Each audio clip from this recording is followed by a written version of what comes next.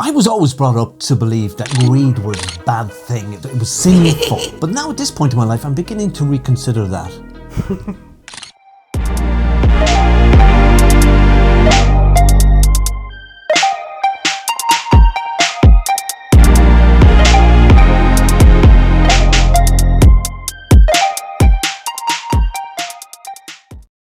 We're the happy headers, so stick with us till the end and we'll tell you why greed is good. Yeah, greed was one of those things, because I was brought up in a Catholic environment, as were most people in Ireland back in the day were brought up as Catholics, and many people even today would describe themselves as Irish Catholics. They go to weddings and funerals and whatever they have to go to, but they're not going to be hugging the altar rails every week. So a lot of our moral compass, or came from the church. And so greed is bad. Yeah, and actually just before we started recording, we were talking about the 7 deadly sins. And greed is one of them, and there was such emphasis on that for us growing up. Don't be too greedy, But then at the same time, we were encouraged, gluttony was encouraged because, as you know, Irish history, the famine and everything like that. So it made people want to eat a lot more. And, my mother certainly would have encouraged us to eat up all your dinner now. But I think that's pure greed. Like, why would you stuff yourself full? We see it's greedy if you grew up in a big family, I grew up in a big family as well. If you're eating stuff because you don't want anybody else to get it. Well, that's different, and that is greed, isn't it? Isn't actually? It? Yeah. Not just because you like what you're eating or you want to feel full, but no, so he doesn't get it. Oh yeah, that's not good. So there's a malice behind the type of greed that you're talking about. That you don't want it. Yeah. But I would say too that greedy people get things done. I would contend that greedy people are more satisfied because you see, we're programmed. We learn. I suppose it's prehistoric. I go right back to our prehistoric ancestors with most things. Yeah. But if you live within a community, a tribe, you had to share. Yeah. Share your resources so that if you had a bad day or you're ill or you were hurt, people would share with you. Yeah, so everyone can survive. Yeah. Yeah, absolutely. But then what if there isn't enough resources to go around? Surely isn't it in your best interest to knock off the other people, kill them, so that you've got more food and more everything else? Sure, why not? Yeah. They're getting old anyway. It's time for them to be tipping it on. Survival of the fittest. That's how your genes were passed down. Oh my God. You survived. Yeah. So the hell with Catholicism and preaching that this is sinful. It's necessary. I would contend it should be mandatory. To teach people how to be greedy. When I think about my dad, right, he would say, you're never satisfied.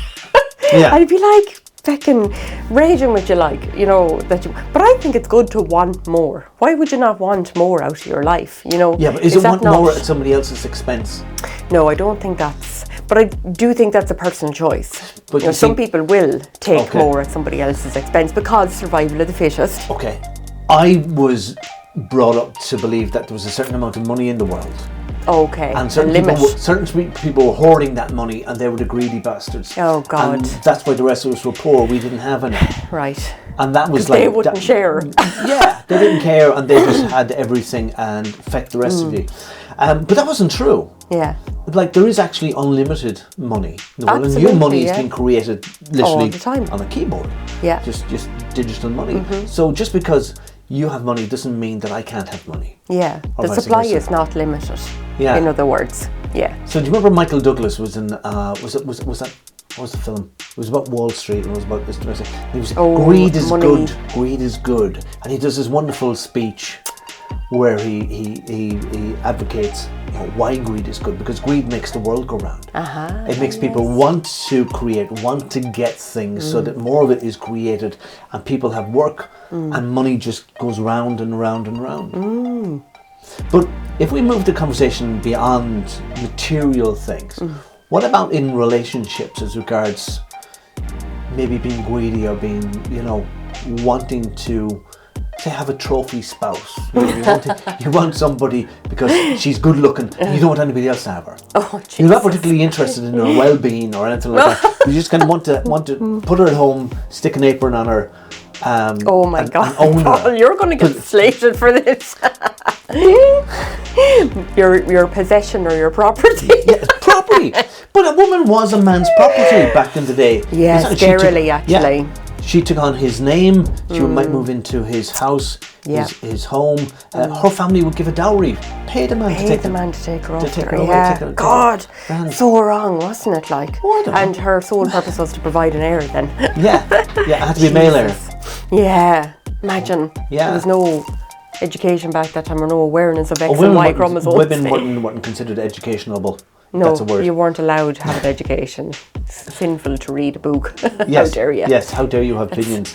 Yeah. It's corrupting your mind. But there is a school of thought that suggests that people who are excessively greedy tend to live lonely, solitary lives.